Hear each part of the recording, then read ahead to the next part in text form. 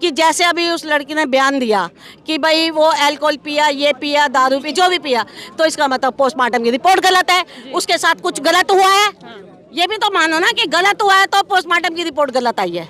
अगर अल्कोहल का है तो वो पोस्टमार्टम की रिपोर्ट में क्यों नहीं आई अल्कोहल? ये वो मनोज मित्तल जी हैं जो उन 5 आरोपियों में से एक थे। इसकी राशन की दुकान है, ये किशन बिहार में रहता है। ये रात को वहाँ से निकले हैं गाड़ी लेके। अब गाड़ी के नीचे जब इतनी बड़ी लड़की, उनको अगर हम गाड़ी ड्राइव करते हैं तो छोटी सी भी डंडी आ जाती है। मैडम आप भी ड्राइव करते हैं तो आपको पता चल जाएगा ना स्टीयरिंग का। आप देख रहे हैं तो जनता लाइव, मैं हूं आपके साथ नलिनी। नज़ारा दिल्ली के जंतर मंतर का है, जहां आज कंजावला कांड के बाद दिल्ली के लोग और साथ आम आदमी पार्टी के कार्यकर्ता सड़कों पर कैंडल मार्च लेकर उस बच्ची को श्रद्धांजलि देने आए हैं। जी हाँ, एक के बाद एक इस तरीके के जघन्य अपराध प्रदेश में और देश में होते हैं, मगर फिर भी इंसाफ मिलने में लड़की को बहुत वक्त लग जाता है। नए वर्ष की वो शाम जब पूरा देश जश्न के माहौल में डूबा हुआ था, एक ऐसा जघन्य अपराध दिल्ली में हुआ जिसके बाद से दिल्ली ही नहीं पूरा देश दहल गया। मामला दिल्ली के कंझावला का था, जहां एक लड़की को गाड़ी के नीचे कुचल दिया गया और लगभग 12 किलोमीटर तक उस लड़की को गाड़ी के साथ घसीटा गया। इस हादसे में उस लड़की की मृत्यु हो गई। साथ उस लड़की के साथ इतना बुरा हुआ कि लगातार जो है आरोपियों का ये दावा है कि उनको समझ ही नहीं आया कि लड़की गाड़ी के नीचे फंसी हुई थी। अब इस तरीके के आरोप लग रहे हैं। लगातार पुलिस का कहना है कि आरोपियों का बयान ये है कि उनको खबर नहीं थी कि लड़की नीचे फंसी हुई थी। अब सवाल ये उठ रहा है कि क्या प्रशासन उन आरोपियों का बचाव कर रही है? ये नज़ारा हम आपको दिखा रहे हैं दिल्ली के जंतर मंतर से, जहाँ कैंडल मार्च निकाला जा रहा है। उस बच्ची के लिए लगातार जो है लोग संवेदनाएं दे रहे हैं और कह रहे हैं कि इस बार सरकार को जवाबदेही देनी होगी, इंसाफ की बात करनी। हमारे साथ कंजावला कांड से अंजलि की पड़ोसी यहाँ पे मौजूद हैं, उनसे बात करेंगे। मैम, लगातार जो है उस बच्ची के चरित्र पे भी अब उंगलियां उठाई जा रही हैं। मैं ये बताना चाहूँगी कि जब पोस्टमार्टम की जो रिपोर्ट आई है, पहले आप उसको देखो ना, उसमें अल्कोहल की रिपोर्ट है क्या? जी, वो क्या कह रही है? उसके ऊपर प्रेशर बनाए जा रहे हैं कि आप बोलो, उसके अगेंस्ट बोलो, आप उसकी फ्रेंड हो। और 2 दिन तक वो बच्ची बेखबर थी और अचानक से सीसीटीवी कैमरे में उस बच्ची के कैद होने के बाद पुलिस ने तफ्तीश में उस लड़की को निकाला और उसके बाद उस लड़की का ये बयान आया कि अंजलि जो है बॉयफ्रेंड से लड़के निकली थी और नशे में थी। क्या कहना चाहेंगी? वो बिल्कुल झूठ बोल रही है। हम उस लड़की को जानते हैं, वो इतनी सीधी और अपने परिवार को चलाती है। उसके 2 भाई हैं, एक बहन है, उसकी मदर है, उसकी किडनी खराब है, उसके फादर को 8 साल हो गए मरे हुए। वो पूरा परिवार चलाती है और हम पड़ोस में रहते हैं, हमें पता है कि वो लड़की कितनी अच्छी है और शरीफ लड़की है। उसके ऊपर तो जबरदस्ती ये एलिगेशन लगाए जा रहे हैं। अगर वो अल्कोहल पिया होता तो पोस्टमार्टम की रिपोर्ट में क्यों नहीं आया? पूरे घर की जीवनी अंजलि ही वही चलाती है। उसके पास तो इतना भी नहीं होता कि अपनी मम्मी के डायलिसिस के लिए पैसा इकट्ठा कर ले, तो वो कहाँ से अल्कोहल पिएगी? अगर अल्कोहल पिएगी तो उसके साथ हो सकता है दुर्व्यवहार हुआ हो, जो पोस्टमार्टम की जो रिपोर्ट है ये वो गलत है। इसका मतलब तो फिर परिवार का मौजूदा परिजनों से मिले इस हादसे के बाद? बिल्कुल, मैं अभी फोटो दिखाती हूँ। किस तरीके के हालत में है? नहीं, अरे उनके तो पूछो मत, उसकी माँ तो हिल भी नहीं सकती, ये बुरी हालत है। छोटा सा मकान है उनका अपना, वो लड़की अपने घर की पूरी जिम्मेदारी उठाती थी। तो आप ये बताइए कि मेरा एक पूछना ये है कि जैसे अभी उस लड़की ने बयान दिया कि भाई वो अल्कोहल पिया, ये पिया, दारू पी, जो भी पिया, तो इसका मतलब पोस्टमार्टम की रिपोर्ट गलत है, उसके साथ कुछ गलत हुआ है। ये भी तो मानो ना कि गलत हुआ है तो पोस्टमार्टम की रिपोर्ट गलत आई है। अगर अल्कोहल का है तो वो पोस्टमार्टम की रिपोर्ट में क्यों नहीं आई अल्कोहल? मैम मुझे भी पड़ोसी हैं? जी नहीं, हम लोग आए हुए हैं और उनके साथ के लिए। देखिए, दिल्ली देश की राजधानी है। इससे पहले निर्भया कांड हुआ और दिल्ली से मैसेज पूरा देश में जाता है और देश से विदेश में भी जाता है। जिस तरह से दिल्ली में आए दिन लड़की पे कांड होता चला जा रहा है, देश का लड़की दिल्ली आने से डर रहा है, सवाल कर रहा है कि मैं दिल्ली जाऊंगा, दिल्ली सुरक्षित नहीं है, महिलाओं को लेकर दिल्ली सुरक्षित नहीं है।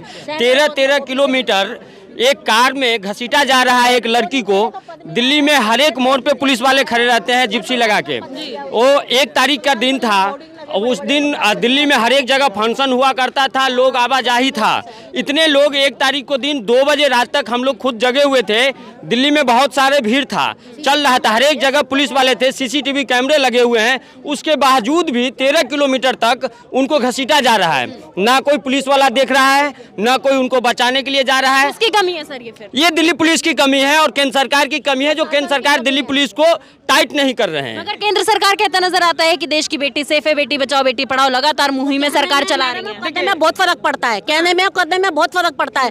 अगर यही हमारे प्रधानमंत्री जी ने बोला कि बेटी बचाओ बेटी पढ़ाओ, जो बेटी बचानी थी, एक जो निर्भया था 10 साल पहले हुआ था ना, ये वही निर्भया जैसा ही है कांड। बिल्कुल मैं इस पे केंद्र सरकार को, अमित शाह जी को और दिल्ली पुलिस को इस मैटर पे, ऐसे मैटर पे कोई राजनीतिक नहीं होना चाहिए। तो ये वो मनोज मित्तल जी हैं जो उन 5 आरोपियों में से एक थे। इसकी राशन की दुकान है, ये किशन बिहार में रहता है। ये रात को वहाँ से निकले हैं गाड़ी लेके।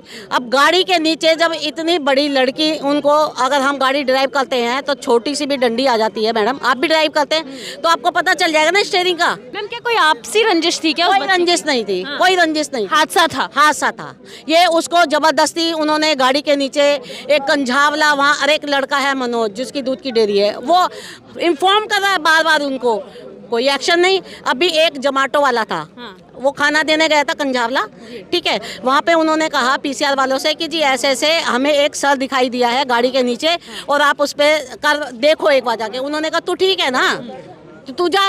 कोई पीसीआर वालों का ये कहना कि तू ठीक है ना, तू जा।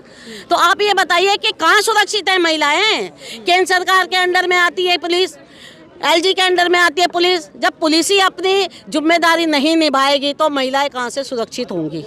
क्योंकि वो कहती है बेटी पढ़ाओ बेटी बचाओ, तो बेटियां पढ़ कहाँ रही हैं? कह रही हैं कि भारतीय जनता पार्टी जो है जुमले की सरकार है और जुमले की ही बात करती है। बिल्कुल है क्या वो? आप ये बताइए कि जहाँ महिलाएं सुरक्षित नहीं है उससे ज़्यादा और क्या करेंगे ये? उसका 9 साल का जो छोटा बड़ा वाला भाई है, 9 साल का है वो, उसने ये बताया था कि अभी वो सोने की बाली पहन के गई है, चेन पहन के गई है। उसकी बॉडी पे ना तो सोने की चेन थी ना बाली थी। मैम आपने कहा कि इस सभी आरोपियों में एक बीजेपी का जो मित्तल है वो मौजूद था, फ्रेंड है सारा, हाँ मनोज मित्तल।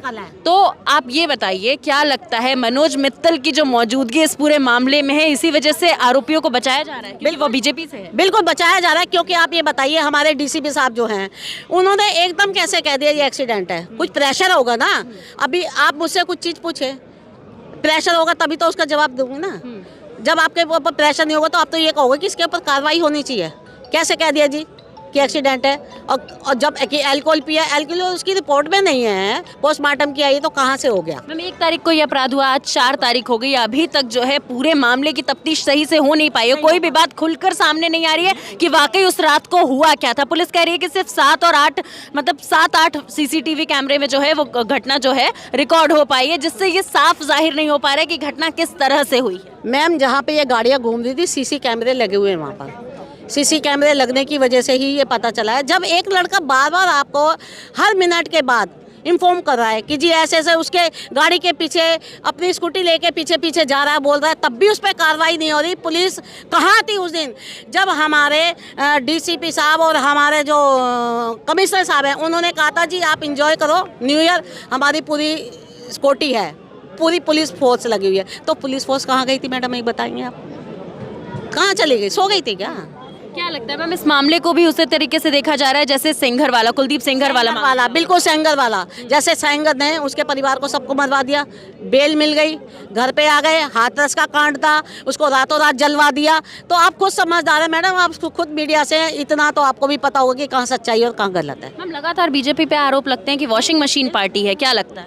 नहीं, वॉशिंग मशीन पार्टी है ना, धुल जाती है फिर साफ हो जाती है। ये लड़का भी क्या कह है? रहे हैं, ये पूरा देश कह रहा है। क्योंकि देखिए ना जिस तरह के हम यहाँ खड़े हैं एक बेटी के इंसाफ के लिए खड़े हैं। अगर वो भारतीय जनता पार्टी, दिल्ली पुलिस जो प्रशासन है जो उनके अंडर में आता है, अगर वो ईमानदारी से अपना काम करते तो हम लोगों को यहाँ इकट्ठा होने की जरूरत नहीं थी।